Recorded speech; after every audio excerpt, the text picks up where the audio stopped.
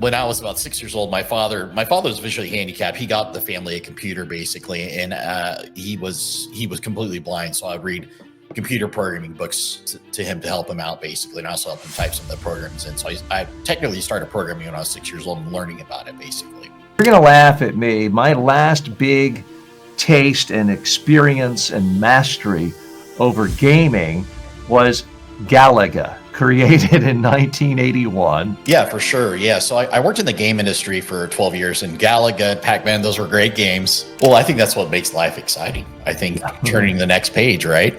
What's going to happen next? I think that's part of the excitement of life. So these are exciting times, and I'm excited about the possibility of seeing your robot maybe in my house doing some things I don't enjoy doing anymore. I don't want to inhale something that hasn't been tested thoroughly in a contained environment, basically. So, well, but don't all of us do that every day if we're walking down the street and breathing in? Yeah, definitely. How would you like to spend more time with your family? How would you like to not have to do dishes and laundry and perpetual chores all the time? Well, my technology is basically giving you the ability to have that home help 24/7. That's a very strong hook because sign me up. I'm ready for. I don't like doing any of that stuff. Robotics, AI, artificial intelligence. You hear these terms everywhere, but what does it really mean? You don't want to take my advice because I'm not really a high-tech guru. I don't know Python from Cobra or any other C++ language. Fortunately, we have with us a world-renowned expert on technology. Our special guest today is the founder and CTO of Favis Advanced Robotics Corporation. A very warm welcome to Steve Favis to the program today. Steve, how are you? Hey, TJ, how you doing? Thanks for having me. Doing great. How are you doing? Fantastic. You know, you're going to laugh at me. My last big taste and experience and mastery over gaming was Galaga, created in 1981. And before that, Pac-Man. I sort of majored in Pac-Man my freshman year of college, which was 1981, and started playing Galaga. You've been in this world of gaming, of robotics at the highest levels. And we here at the TJ Walker Show are fascinated with the use of technology for communication. Tell us about the biggest projects you're working on right now. What is getting you excited? Yeah, for sure. Yeah. So I worked in the game industry for 12 years, and Galaga, Pac-Man, those were great games. I always say video games are the gateway drug to technology, basically. Well, so, unfortunately for me, it didn't really take. That was about as far as it got. Yes. So when I was about 6 years old, my father was visually handicapped. He got the family a computer basically, and he was completely blind. So I read computer programming books to him to help him out basically, and I also helped him type some of the programs in. So I technically started programming when I was 6 years old and learning about it basically. So then, I went to college and worked in the game industry, worked for Electronic Arts, and ran an app development business for video games for about 12 years. Now, Electronic Arts is a name extraordinarily familiar to anyone in the arts world. They're sort of the major domo of the whole industry, correct? Yeah, that's correct. The Electronic Arts was making video games even when I was 6 or 7 years old. They had like Jordan versus Bird video game on the Amiga. They had a bunch of games, so they just became an extraordinarily large publisher, basically. So they're on pretty much every major platform now. Huge gaming development company. EA Sports is super popular too. I worked at the Redwood Shores one down in the South Bay area of San Francisco.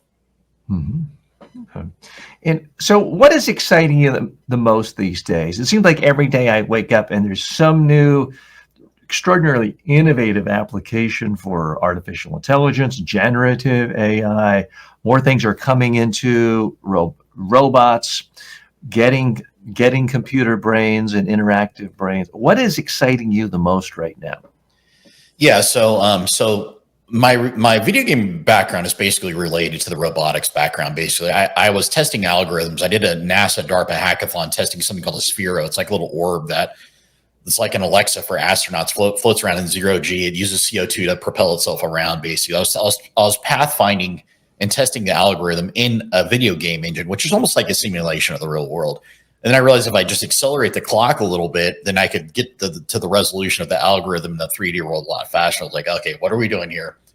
Why do we need to make robots today when we could make them in the simulator and train them in a simulator at an accelerated pace, and then actually export that AI model to the real world model? So it's kind of like growing a robot baby to adulthood from in a matter of a couple of weeks or a couple of months, depending on processor speed or whatnot, instead of waiting every day to watch it develop and pick it up if it falls down or whatnot. So I found out that we could train not only the reflexes and movements and proprioception in simulation, but we could also train the vision too. So like a picture of a coffee mug in all angles and all lightings and on the center of gravity and physics around it and stuff like that. There's nothing exotic. All these problems are solved in the video game engine or simulation engine, basically.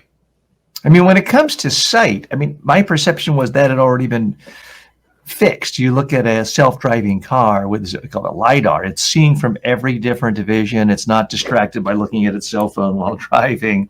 I mean, the vision part is pretty much there, isn't it? Yeah, I've driven some of the Tesla's autonomous, semi-autonomous stuff before they released it, and there are issues. Basically, there are issues. For example, a Tesla ran into an airplane in a small aircraft when it didn't detect anything on the ground, but there was something above it, obviously. And also in bad weather, adverse weather doesn't work either. They're using RGB cameras, which I think they should be using like infrared or something like that, because obviously heavy rain interferes with these vision cameras. So vision is not necessarily completely there, because you're also dealing with other stuff such as lighting, weather, and stuff like that. So the only way you can really get that down is if you take, for example, a model or whatnot and put it inside of a simulator and change the lighting on it, basically in all conditions, from moonlighting, starlight, lights of flashing on it or whatnot. So once the AI learns those pretty much all conditions or possible scenarios, then it's going to know the what the model is and what it's looking at a lot better, including the physics behind it or whatnot. So it's not completely there yet.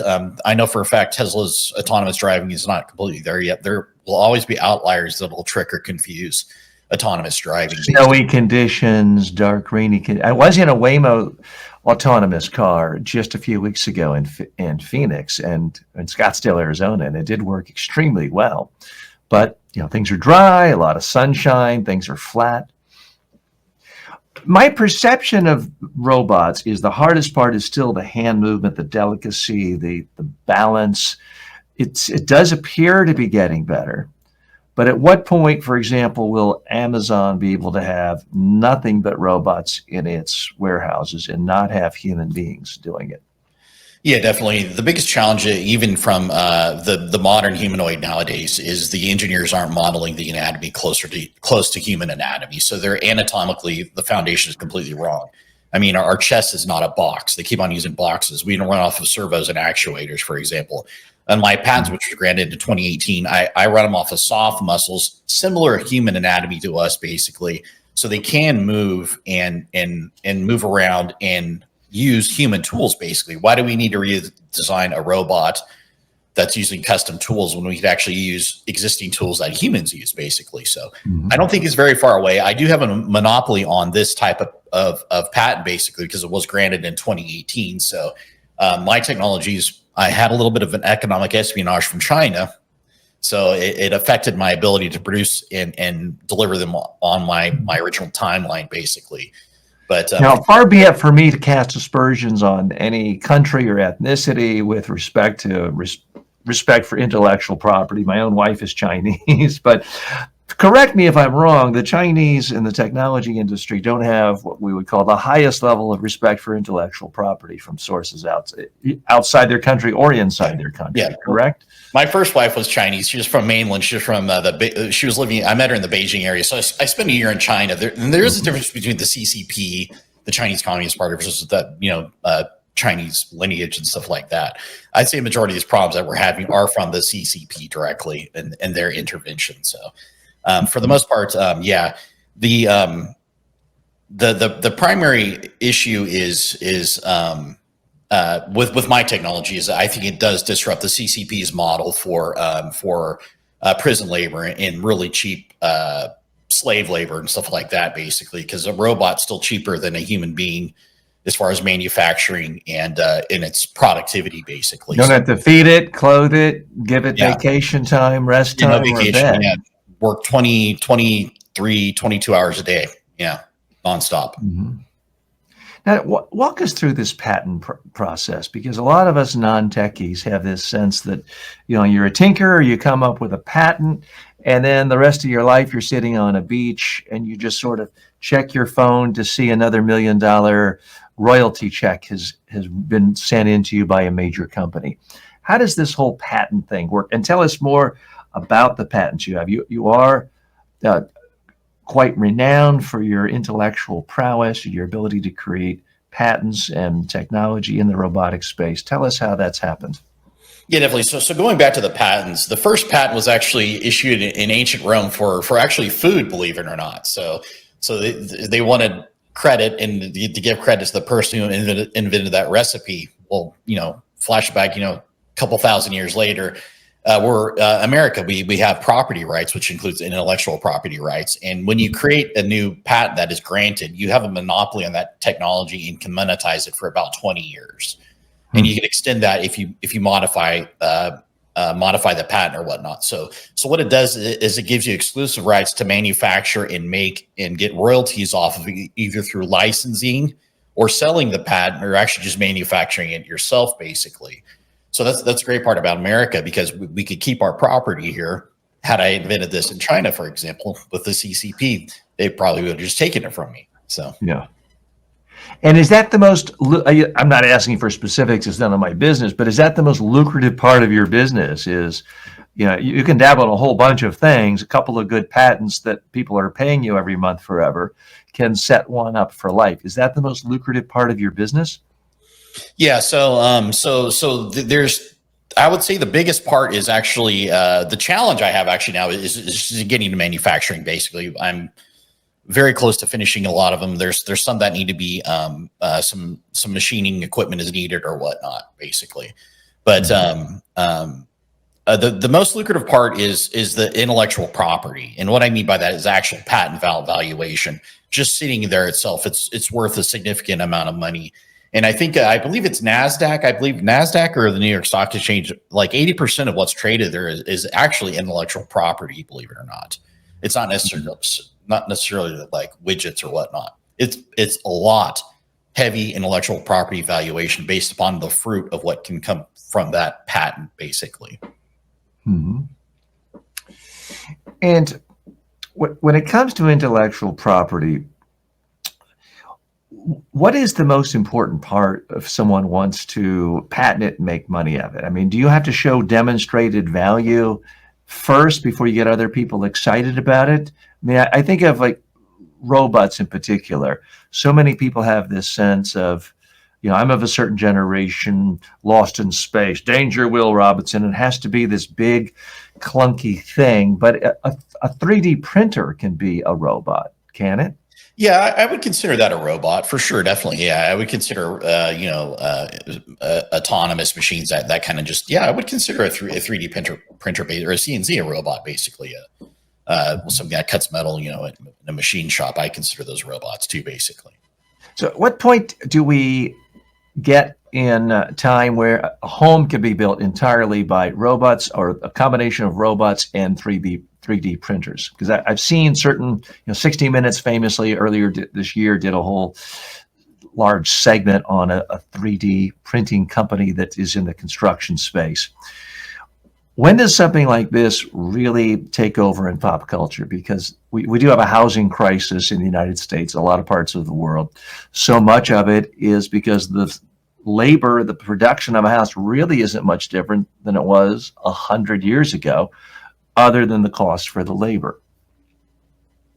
Yeah, for sure. I'm still between 3D printing a house and just framing a house with human labor. I'm still betting on the human framers, basically, at this point in time. Again, maybe my humanoid robots will be able to frame a house as fast as humans.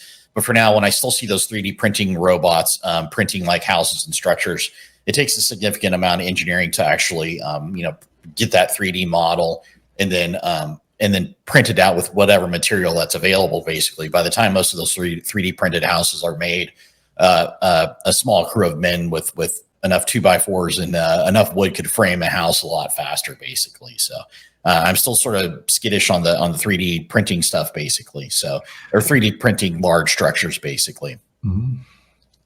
So where are we going to see a breakthrough first? Is it people, instead of like, right now you go to Amazon and say, oh, I want this coffee cup, I want this plate, I want this silverware. I mean, I'm as guilty of it as the next. You buy all these one-off household pieces. Is that what is going to take over first with the 3D printer, where you no longer have to have all the inefficiency of something coming from a warehouse in one part of the country and getting on a plane and coming to you? I can just push a button and it's printed out on my kitchen table? Yeah, so I've worked with a numerous amount of 3D printing technologies. It's not quite there yet. There's still a lot of complexity setting up. The printers aren't super reliable or whatnot, basically, and they're not made for mass manufacturing. So if you're talking about churning out, like hundreds of products a minute, hundreds of widgets a minute or whatnot, mass manufacturing will always outcompete like an independent small 3D print shop or machine shop. Or but as far as a consumer having one in a home, I mean, there was a point when head of IBM famously said, why would anyone want a computer in their home? I mean, at some point, won't everyone want to have a 3D printer at home, so that anything this size or smaller, they wouldn't be going to a store and they wouldn't be going to Amazon? Is that something you foresee in the near future? The problem is materials. I mean, you can't. It takes a very special printer to print metal, and then some of the stuff, for example, if you want to print like a dish set or something like that, it requires a special materials that you would have to be able to eat off of, basically. So, I mean, it's very niche and boutique at this point in time for consumer grade 3D printers or whatnot. So it's very niche and boutique. For toys, toys, it may be popular. I think if somebody had a good 3D printer that, you could select and download models for, like Warhammer or these other board games, like a little Army Men or whatnot, I think something like that's fine. I could see kids, getting something like that and printing out their like war toys or airplanes. I mean, certainly so many toys are made from plastic. So toys would probably be the ideal one for a kid to tinker around with. I have a 3D pen. I guess my own 11-year-old daughter has experimented with making little jewelry from I guess you call it a 3D printer pen, but we haven't gone to the next step of creating a whole 3D or getting a whole 3D printer. Our guest today is Steve Favis. If you want to know more information about his patents, about his innovations, what he's doing, go to his website, stevefavis.com. We're going to post the link to that in the description. He's also active on Twitter. You can also reach him at far-corp.com. And you're probably going to want to listen to his podcast, MrRobots.com. Tell us about the podcast and what people experience when they're a regular member of your audience. Yeah, for sure. There's a lot of technology news updates. We have a little signal group where we pass information back and forth, basically, about news and updates. But for the most part, Mr. Robots, that's MISTER, robots.com, not MR Robots, MISTER Robots. And we'll provide a link to that in the show notes. Definitely, yeah. For the most part, it's mostly covering technology trends. I've covered a lot of stuff from directed energy weapons to the latest internet technology, the decentralized internet, which I'm currently working on also with somebody. I cover mostly technology topics. Sometimes it traverses into politics, politics, and stuff like that too. So everything technology related that I think is important, I cover on that show, basically. So what does your community think of Ray Kurzweil's latest book, The Singularity is Nearer? I mean, I try to read every book I can get my hands on with respect to artificial intelligence and the future and what's going on. His did strike me as particularly interesting. I wanted to get your take. Yeah, I think we were talking a little bit about digital twins before we started broadcasting, but I think Kurzweil's interpretation of the singularity, I think only we could duplicate like your digital twin. We can only make I want to say a shadow of that personality of the original person. Again, I'm somewhat of a spiritual person. We have DNA, which is infinitely more complex than any machine code out there, basically any AI code that's out there. And if there would be a duplication of personality or a place where we could upload something similar to our conscience, it'll just be kind of a copy or shadow of it. It'll never be the exact same thing. I don't think we're ever going to be able to create enough data to outcompete a strand of DNA, even for the simplest entities, basically. So I'm a little bit more on the human side, as far as humans will always be superior to any copper, silicon, or whatever. So Ray Kurzweil, I mean, he's had a number of controversial opinions and predictions in the future for the past 50 years. A very high percentage of them came true, even the ones that were initially scoffed at. He has, I guess, two main theories that relate to this issue. One is that your consciousness could be uploaded into a computer and you could transcend your physical existence. I think that's what you're saying. You're not really buying into that. The other is that between nano robots in your body, the ability to program your own cells, we're going to get to the point that you'll be able to live at least 1 year longer for every year you've been born. So at some point, your body reaches escape velocity, so that your actual current body never has to die. So he's kind of looking at your immortality from two different perspectives. What do you think about his, the second one, where the science of healthcare, regeneration of cells, nanotechnologies floating around your body all the time, repairing things instantly, will get us to the point where maybe you don't live forever, but the idea of the average lifespan being 78 or so will seem archaic. Yeah, for sure. Going back to DNA, we haven't really mastered the DNA molecule. We can't reverse engineer and say, hey, this section does this section does what. All we're doing is guessing and hacking at this point in time. And there have been some successful hacks with CRISPR or whatnot, but I'm still skeptical of us being able to go back to our actual DNA, increase our telomeres, or the thing that reduces your cell life or whatnot. I'm still skeptical on those points, basically, until we get a grasp of full understanding of DNA and how to command that molecule like we command a V8 engine. I'm still skeptical on full transcendence or infinite lives or whatever for our physical DNA limited time body, basically. Mm-hmm. So that's kind of my philosophy on DNA versus computing, basically, and singularity stuff.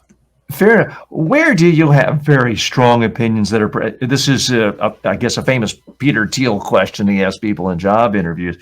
Where do you feel really strongly about something that would strike most people as crazy or really counter to conventional wisdom as it relates to AI in the future? Yeah, definitely. I think it's going to be one of man's greatest and most dangerous things that are happening, basically. And part of the reason why I build my robots is not only for manufacturing agriculture, for the worst case scenario for an AI leak or whatever, where somebody, a foreign adversary, does create something that kills all warm targets, basically. I mean, AI weapons are a thing, basically. And the only thing that can fight an AI weapon is another AI, basically. In the sense that we're commanding, 10,000 drone swarms now, basically, which, in my humble opinion, with the invention of swarm technology, assault rifles are basically obsolete.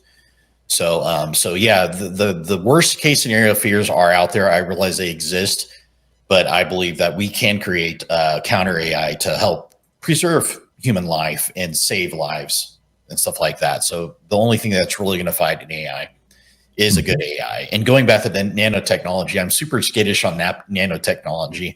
I don't want to inhale something that hasn't been tested thoroughly in a contained environment, basically. So, well, but don't all of us do that every day if we're walking down the street and breathing in car exhaust and bus exhaust? I mean, aren't we inhaling things all the time if we eat something from potato chips from a bag? I mean, the gazillion chemicals and garbage that we all consume regularly that we don't really know what it's doing isn't that risk already there?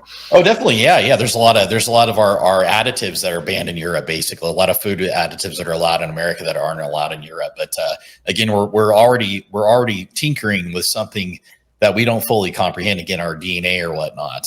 So we're already adding a potential nanotechnology that could, if it's design could self-replicate or self-duplicate based upon, maybe sun energy or whatever. And we're inserting something in the environment that could be affecting us in a negative way or whatnot. So it would have to be thoroughly tested. And again, I'm not so bullish on man's ability to control nano stuff. So I'm still a little skittish on that stuff myself. Hmm. What do you think of Yuval Harari's latest book, Nexus? If you've read that, he talks a lot. I would highly recommend the book. He does talk about the problem. I mean, I see you're prominent on Twitter. He was saying we have so many robots on Twitter, and that the concept of free speech relates to humans. But if we get to the point where 70, 80, 90% of all speech coursing through social media is done by robots, and it's putting out disinformation, you essentially destroy the possibility of there being a real conversation among citizens. And once that happens, you've destroyed the possibility of democracy. Wondering if you have thoughts on that, because you're a communicator, you have a podcast, you're active on Twitter, other social media forums. What are your thoughts about robots not just being a part of the conversation, but through the power of AI and everything else, actually dominating it? Oh, I believe robots are already dominating. I believe 70, 80% of what's going on is already robots on Twitter right now. So again, we're at a war of the worlds as far as worldviews from, the CCP versus America. And some of our values are in direct conflict with the CCP. So I already know for a fact they're sending a significant amount of our discourse, and they're learning our discourse too. For example, if they learn that somebody says democracy is XYZ, they will use that and parrot it in their AI chatbot. So every time somebody talks with our discourse, we're also training their robots to argue with us, basically. So I believe 70, 80% of it is already robots. And if you have 10,000 followers on Twitter or X, it may only be 150 or 200 people. So I've tested the X analytics and stats, and they're not correct. So that their algorithms are a little bit shady right now. Yeah. So where does this end up? Because increasingly in Silicon Valley, Elon Musk and others are taking this absolute position, at least semi-absolute, when it comes to messages they like. We must maintain absolute free speech. That's the most important thing at all times. Harari points out in his book, Nexus, that when you look at the history of communications technology, going back to the printing press, that's been a problem. And something I didn't know, 50,000 people were murdered in Europe because of people using the printing press to print books talking about witches in their community. That, freedom of speech only really works when you have journalistic mechanisms for self-correction, where you've got editors and people scrutinizing things, and things that are fabrications are held up as fabrications and either eliminated or marked. We don't have that anymore. So someone can just say, a candidate, for example, I don't mean to be too political here, but someone can just say, the candidate I like won the last election. I don't really care what the vote tab says. And if I can just get the majority of people, at least the majority I care about, to say the same thing, it becomes reality.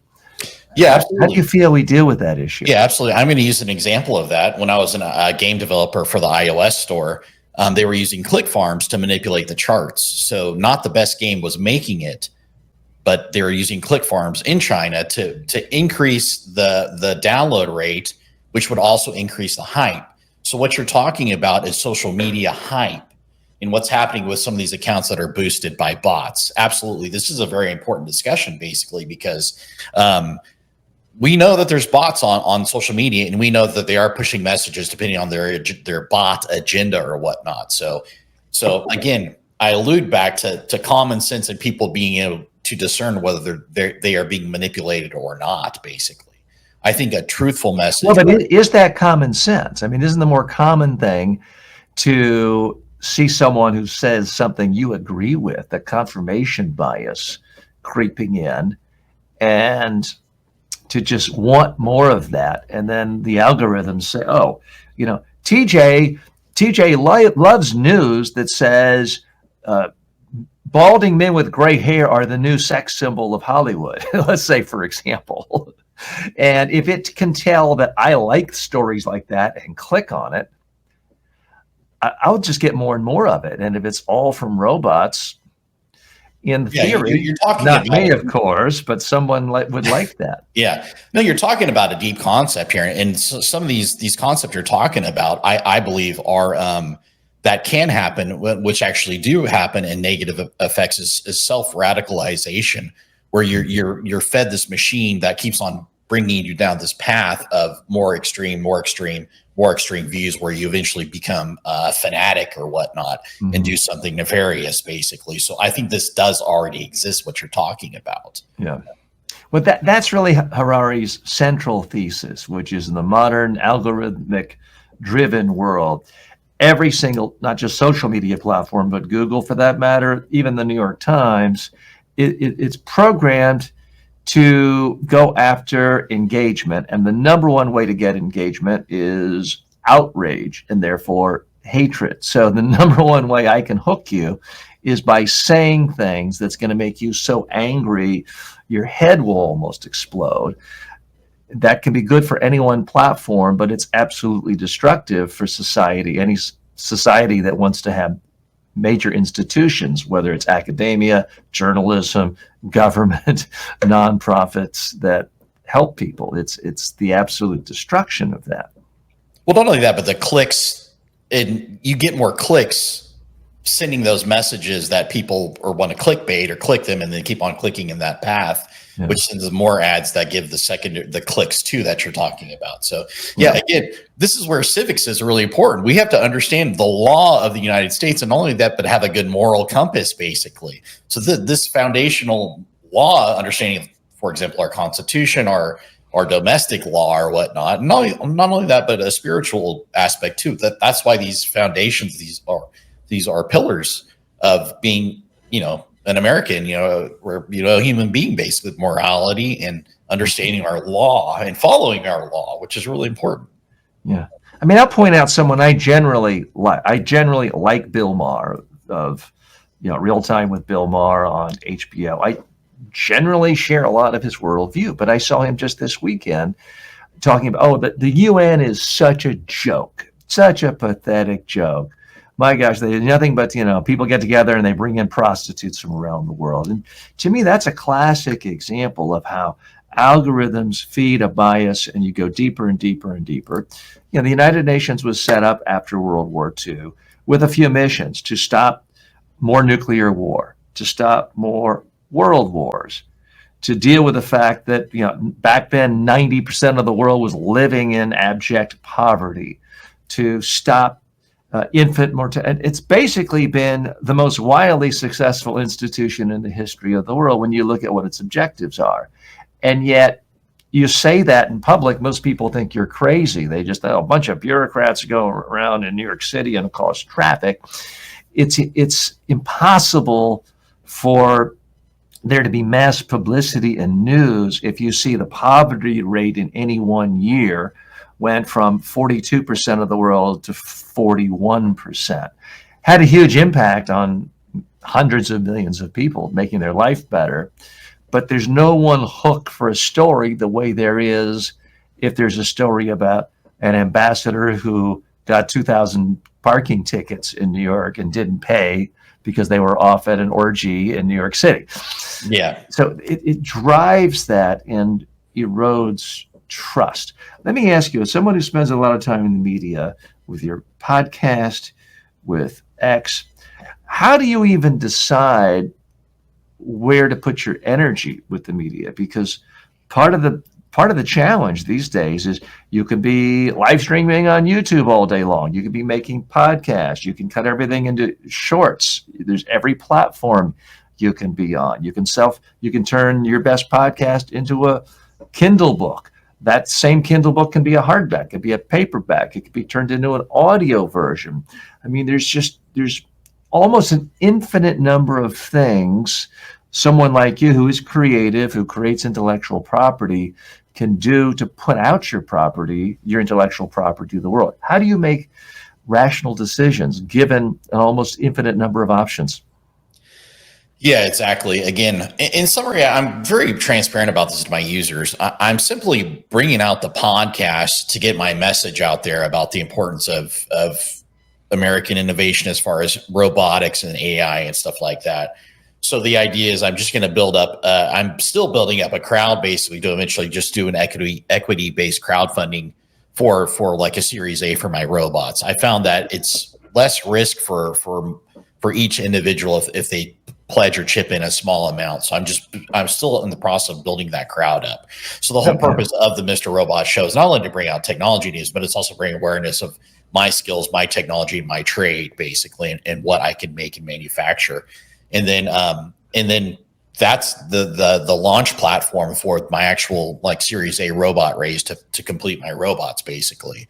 Well, let's hear more about that, because here, this show is all about communication and promote. We're actively encouraging people to promote, to pitch, to talk up and get people excited about what they're doing. So let's assume this is Shark Tank on steroids, and everyone in the audience, including me, we all have a few extra 100 million sitting around looking to invest in technology. Give us your best pitch.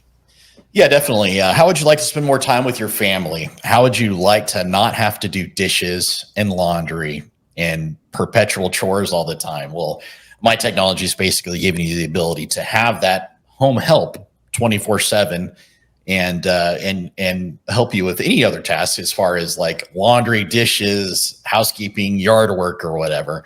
And owning your own personal robot is definitely the future. Rosie the robot from Jetsons is here, basically, and I would like everybody to have something like that in their home, basically. If you're a creative person or want to spend more time with your family instead of doing dishes, laundry, and perpetual cleaning and yard work or whatnot. So that's kind of the summary. That's my like. Well, that's a very strong hook, because sign me up. I'm ready for. I don't like doing any of that stuff, and nor do I. This sounds like a sort of a snotty elite thing to say. I don't really like hiring people to do that too, because then you have to be there and you have to coordinate with them and you have to call 10 people to get one person to return a call. And then you got to call them 10 times to have them show up. I mean, it's one reason why I personally downsized from, a house with a whole lot of amenities and toys to an apartment, is I don't want to do the stuff myself. And I don't want to spend my life managing other people, in part because I think we live in a modern culture where everyone wants to be a Bitcoin billionaire. Nobody wants to do someone else's dirty work, which I don't blame them. I don't want to do other people's dirty work. I don't even want to do my own dirty work. So I would love to figure out a way of getting robots to do that. I know I've certainly experimented with the robot vacuum cleaner, and at some point that ends up being more work. I've seen robot lawnmowers I've seen. So I'm excited about all of that. But tell us specifically, is yours going to be like Rosie the robot? Because that is a cultural reference I get from the Jetsons, having grown up watching the Jetsons. What does it actually look like? Yeah, so we can make it look any way you want. The actual representations, I could flip over my camera here. Please do. We'd love I'll show a picture of the audience. So here's what it looks like, and this is it without skin. It'll obviously have skin, so I'm going to switch over here. This is kind of what it looks like right here. So that's a picture of me standing right next to it. Okay. But underneath that's what it looks like underneath. But it will have skin more for more of a pleasing look, basically. Okay. So if I'll show you another rendering of it here. There's that's not what I wanted to say. So hang on one second. I want to just. Actually, if you can hit the share button and share that with our audience. Okay, definitely, yeah. So if I hit share on the actual, I'm seeing it. Let me share screen. I'm doing the wrong share. Okay. Let me just turn mine off, and I want to put a spotlight on. So go ahead and show us more about what yours looks like. Definitely, yeah. So I'll switch over to this one. I'll hit share on that. Basically, this is kind of. I'm hitting stop share now. Now you should be able to do. So this is what the inside of it looks like. Basically, it's anatomically similar to humans. And it's going to have the final product will have skin, and obviously it'll have clothes or whatnot, whatever you want to put on them or whatever. This is a female version. It could be in any gender or whatnot, but anatomically it's similar to humans, so it could use human toys or human tools, I should say, and it could drive automobiles. It could fit in human spaces or whatnot. So this is kind of a rendering of it basically. And these models are pretty much done. It's just a matter of cutting them and putting them in through a machine and manufacturing them basically. But this is kind of what it looks like underneath, and it will have skin basically. So this is kind of a representation of what they'll look like. So what all can it do in the house? I mean, I don't have an infant in the house anymore, but is this going to be the sort of thing in the next 5 years people would trust it to hold the baby, or is there still a chance it crushes something? Crushes groceries, it might not matter that much, but a human being. Again, so these are trained in a simulator. We can see everything it's doing inside the computer, either from the first person's perspective or outside. We could watch it. If it does anything wrong, like dropping a knife on its foot, then we obviously don't train that logic. We prevent it from dropping a knife on its foot or whatnot. So if it does anything wrong or bad, we just make sure that logic doesn't get put on the actual system. So it's very safe because it's contained in a simulator until you push the AI model to the real world system. By the time, and when do we go? What is it going to take for it to go from a simulator to you having one, not the public, but you personally having one in your own house? So I should be finished with a prototype in about 2 years. 2 years. So like I said, I had an economic hit on my company because China doesn't want these technologies being made in America. Obviously, they're a strategic competitor to us, basically. So within about 2 years, I'm relocating my shop from California to a different state, and then I'm building them there to finish the prototypes, basically. So in summary, about 2 years to finish the actual physical prototype, but most of the software is already actually mostly done. It's just a matter of printing or machining a few prototypes basically. So I'm close, about 2 years away, and then I should have a working model prototype I could demo to the world or whatnot. And what do you see the most dramatic application that gets people excited? Is it just doing the dishes and the housework? Is it as a companion to elderly who needs some assistance? Where do you see the first use case that really drives consumers? It's just so I like the idea of wildfires, firefighting, and stuff like that. Low risk to human lives. And if these things get burnt, then it's just a robot basically. They don't have families or whatnot. So I would like to see it in situations like wildfire fighting and stuff like that, other than like standard and agriculture too. I think agriculture is huge. Agriculture is really backbreaking work, very difficult, very laborious, very hard work. And I would like to see these, bending over and picking up strawberries instead of somebody herniating a disc in their back or whatnot. Mm-hmm. Now, I'm sure this probably isn't the main reason you created it. It's probably not even something you'll enjoy talking about, but you look at the world, what's going on today in the Middle East and elsewhere. I could see governments salivating over this, wanting to have an entire military made of it, because now you don't get the blowback from your population about civilian casualties. If you could have a robot going door to door and looking for the leader of someone you consider to be a terrorist organization, who could actually discern, okay, that's a young woman with a baby, we're not going to get them. Oh, that's Osama bin Laden, let's get it. Is that something you see as a likely application for your product? Yeah, I think so. I think it's a potential application. I obviously, I don't like war. I hate war. But if we have to fight a war, I think we want to win. And I think these things could do like bomb disposal. And a lot of people are using explosives to hurt innocent people. And these things. Well, we essentially already have robots to do that. They just look like boxes with an arm. Correct? Yes, we're talking about two opposable thumbs in a first-person perspective from a bomb diffuser, basically. So they could control these things like they're their avatar, basically, and diffuse these types of bombs or whatnot. But for the most part, I think the only thing that's going to happen to fight and counter an AI, especially humanoid AI, is another AI, basically.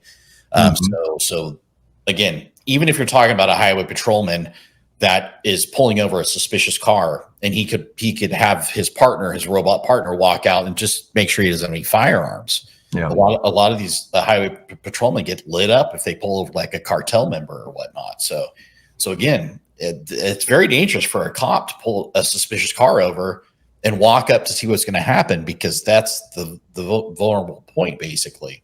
Again, if you have this robot partner, just make sure it's safe, and then, get the ID or whatever. And I should point out, we are not an investment show. Nothing said here today should be construed as a formal prospectus or an offering for investment. But how can someone invest in you? And you mentioned your crowdfunding. Does someone have to be a certified investor, a high net worth individual at this point, or how can someone get involved with this if they're intrigued? Yeah, good question. So I'm doing an SEC regulated equity-based crowdfunding. I think it's called Regulation CF or Regulation C or something like that. Basically, this is a SEC regulated investment. Basically, it could be casual investors or accredited investors. Either way, that's the term I meant. Accredited investors. So if they go to far.corp.com, they can sign up for the newsletter. And I do have some investors ready, but I'm not ready to launch yet. I'm in the process of a relocation. So when I'm done, I'll probably push the crowdfunding a little bit more. But I send out a newsletter maybe once every 2 or 3 months, as far as updates and stuff like that, basically. But and they can get the newsletter at far-corp.com or Steve. Either Steve one Favis, of those, or both. Yeah, stevefavis.com or mrrobots.com or far-corp.com. Any of those websites, you can send me your email. I do have actually a lot of people interested in investing. I just haven't launched yet. So if they sign up for that newsletter, they'll be the first ones to know, basically. Okay. And can you say roughly how much you'll be trying to raise? So equity-based crowdfunding has a limit of $5 million. So I can't raise more than that without a certain type of investment. So I'm going to be raising less than $5 million, basically, and there will be only less than $5 million, basically. Just it's mostly to purchase industrial equipment. Industrial equipment is very expensive nowadays, so but it's very important for manufacturing. And I hope you don't mind me asking, but with a track record like yours, you're in California. We live in a current investment environment where OpenAI is raising, talking about raising trillions. They raise tens of billions of dollars. Certainly the perception of us who are sort of outside that immediate bubble is that if you've got a good idea and a good track record and a good bio with something that relates to artificial intelligence, the money is flowing freely. Why not just get a major venture capital firm to just give you $50 million? Yeah, exactly. So there's a high risk factor here, and there's a high risk factor, but I wouldn't be doing it if I didn't believe that I could do it. Basically, high risk factor. I want to lower the risk for the actual investor, and I want to basically not give up a part of my company for a strategic investor that may be an adversarial investor. Basically, this already happened to me. I had one adversarial investor, basically, and I don't want this happening again. So I'd rather have preferred shares being held by a lot of smaller investors than one big. And then you'll be able to retain 100% control that way. Yeah, that's correct. Yeah, there'll be preferred shares, which is the first one to pay dividends, and then there'll be the actual stock or the company control stock or whatnot. So yeah. Mm-hmm. And do you have a timeline for when you are going to be making this official? And do you have a particular platform where you'll be crowdfunding? I'm considering doing it off of netcapital.com. There's a lot of people already on NetCapital. I already have a certain amount of people ready to invest. I'm just waiting. I'm in the process of a move right now. I'm moving out of California to a different state, basically. When that move is complete, I may launch it around that time, basically. But I'm so close to finishing as far as the actual. Now, I love California, and a case can certainly be made. There's more intellectual capital there than any place in the entire world. More patents per square inch there in Northern California. It is the birthplace of so many great corporations, but it's in a very expensive place to live. I mean, you can live in a shack, and it's $2 million a year. So Yeah. I can understand wanting to leave, but are you in danger of not being able to have the brains and the IT people and the software engineers if you move to other states? No, I'm not concerned. I can handle everything on this robot by myself if I have to, from all the way from the copper processors all the way up to the actual manufacturing. So, Okay. yeah, I can, as I spearhead everything, I can handle everything. So And then I'm guessing Nevada, Texas, Florida, or you don't want to a say little at this farther point? east, because I had an economic hit on my company. I'm keeping my locations secret, but I'll just Okay. say Well, south, we don't have south to know or that. Midwest, basically south Midwest. Okay. They'll keep it to that region, basically. All So yeah, right. So yeah. just realize in Arizona, it's 120 degrees a day each day. So be careful where you Yeah, live. yeah. It's pretty hot here too. It's pretty hot in Sacramento. Also, I've been staying in Sacramento temporarily, so Okay. it's I pretty mean, hot I here. personally relocated from New York 4 years ago to Florida. So Oh, okay. I'm familiar with some of the issues you're going through, but we wish you luck there. I can tell you from just a selfish standpoint, I have a family member who has some debilitating health issues, age issues, others where this person does require home health care workers on a regular basis. It is quite expensive. The timing is an issue, scheduling, personalities. I could definitely see having a robot that can talk in a human way, interact, take care of things, not mind being yelled at because it doesn't really get its feelings hurt, would be fantastic. So I definitely see where something like this could be hugely, hugely useful. So Yeah, I'm going through the same thing you are. I have a close family member that's going through this aging phase right now, and it's tough. It's tough for the care worker, and it's also tough on the family members. So yeah, a lot. So the robot would be obviously very friendly, cheery, and not get tired of repeating itself for the same conversations over and over again or whatnot. So yeah, I mean that's one thing I found from my own clone is people like to talk about, can a clone ever be as good as a real human? In some respects, my clone is better than I am. When I have people say, well, TJ, how do I get more confident giving a presentation? There are times when I'm thinking, I'm tired of hearing this question I've heard 1,000 times. And the answer is obvious. I might be a little bit quick or glib. My clone is never glib. It's never impatient. It will take the time. It'll give a nice, 3-4 minute answer, whereas I might sometimes be quick. So there is a number of issues where a clone and therefore a robot that's got a clone's brain, or just an artificially intelligence created brain, could be far superior to a human being. I'm not saying superior in every respect. I don't want to marry a robot or a clone, at least I don't think I do. But there are some advantages as far as its total recall. If you ask me, TJ, who gave the best Academy Award acceptance speech, because that is something I rate from time to time and go on media and talk about, who gave the best acceptance speech in 2013 or in the last 15 years, I'd have to really think. My clone knows perfectly, and it can tell you the exact 10 things they did well because it's pulling from data from something I said on a YouTube video in 2013. So it has perfect recall, and I'm assuming that the way you would program your clones, your robots, would be similar. So I'm just imagining one that is programmed with every recipe Julia Childs ever wrote and could create the most fabulous French feast for a dinner party. That is all something that is just algorithmically based cooking, right? Is that something you're seeing, or is that 10 years out because that's so advanced? yeah, definitely. If it was a cooking robot, I would go with a Gordon Ramsay clone for cooking.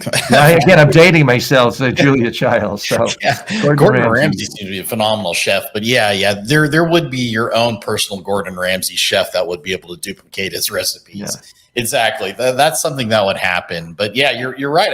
I guess we're here when you're talking about your your digital clone, we're actually, it's like that Multiplicity movie or a digital version of it with I forgot his name. He duplicated himself. Did you see the Multiplicity movie? I know what you're talking about, but Yeah. it escapes my memory. We could probably ask my clone. He would probably remember because I'm sure I've talked about it. Yeah, exactly. Yep. We're getting a bit meta there. It does lead to questions that, again, are unpleasant, but people have to be dealt with. People are asking about, well, is this going to cause massive unemployment? You look just at self-driving cars, some estimates, 3 million people could be out of business if it were to happen overnight. And sorry to keep going back to Yuval Harari, but he points out that the whole German Reich, Hitler, it was all created in part because of an economic climate where change created 25% unemployment. And when you have that much unemployment, you have the capacity for tremendous political, social upheaval where institutions, democracies are in fact destroyed. Short term, what everyone likes to say, and I don't know how much of it is just reassuring, is, oh, don't worry.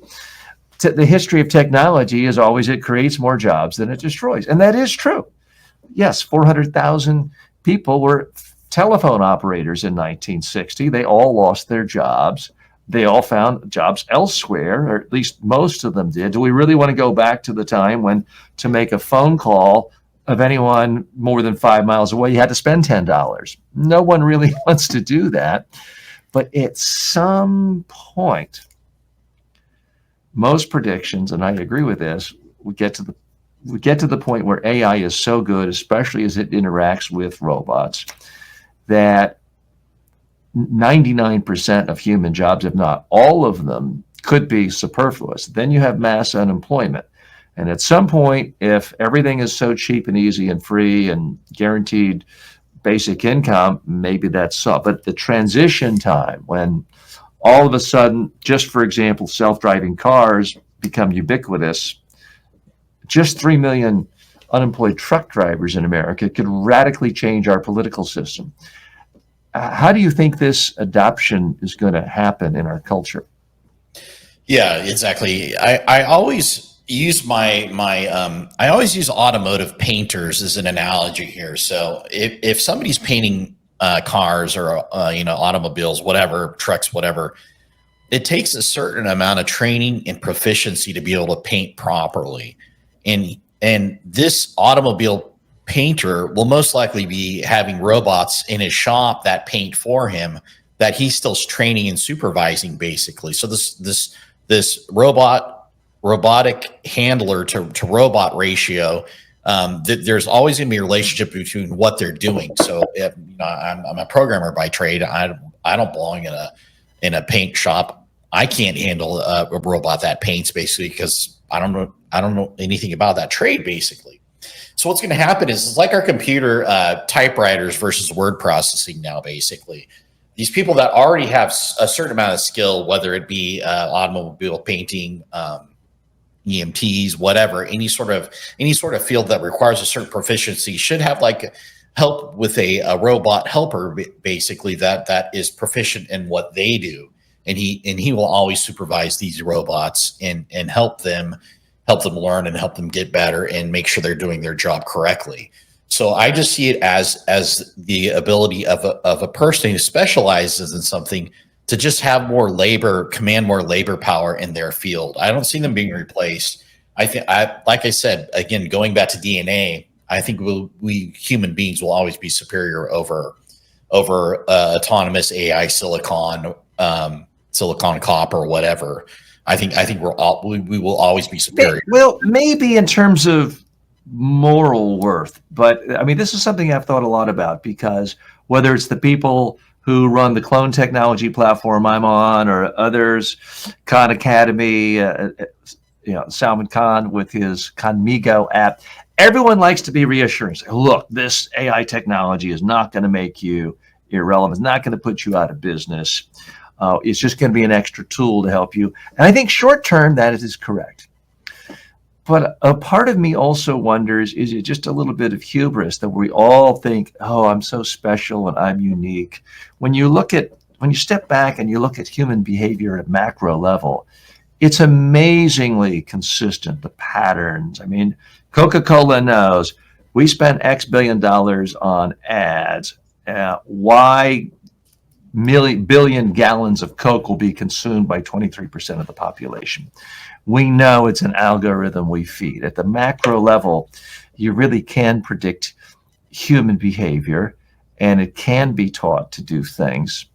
So my concern is short term, what is already happening and what's happened with technology in the last 20 years is people who learn to use technology, they benefit a lot. Personally, I've benefited dramatically. I got into online training courses in 1998. Way too soon. I lost money for 15 years. But then in the last 10 years, it is skyrocketed. And I've benefited wildly. I'm at 2 million online students. But at some level, it does mean that people who did training just the old-fashioned way, one-on-one, in person, a lot of them have gone out of business. And because they didn't adapt. But at some point, the AI could be better than I am. And I can tell you right now, already there are people who enjoy interacting with my clone more than they want to talk to me because they know they can call my clone at 3 a.m. and I'll be asleep. They also know the certain thing they like about a clone is they feel a little freer to reveal insecurities and their lack of confidence because it's not really a real human being. In some ways, that's better. And the people who are in the therapy space and the psychiatric space are finding that true as well. People actually prefer sometimes talking to a computer and to an AI. So I think, again, short term, it's going to be disruptive for people who don't learn how to use AI. Long term, I do think it could put us all out of business. And whether that means we're just free and wealthy to sit around composing poetry all day long, maybe, but I'm going to go down firmly on record as saying, I just don't know. Those who say so firmly that, oh, it's always going to be an enhancement for humans, humans are always going to be in control and their services will always be needed, I just don't know. Well, I think that's what makes life exciting. I think turning the next page, right? What's going to happen next? I think that's part of the excitement of life. So these are exciting times, and I'm excited about the possibility of seeing your robot maybe in my house doing some things I don't enjoy doing anymore. I want to say a very special thanks to our guest, Steve Favis. If you want to know more about his robot and his inventions, go to his website, stevefavis.com. It's Steve, Favis.com, for those of you only listening. If you're looking at the show notes, whether it's the description on YouTube or listening on iTunes or any other platform, check it out. You can also listen to his podcast. It's MrRobots.com. That's MISTER, robots.com. Steve, thanks so much for being our guest today. Thanks for having me, TJ. It was a lot of fun.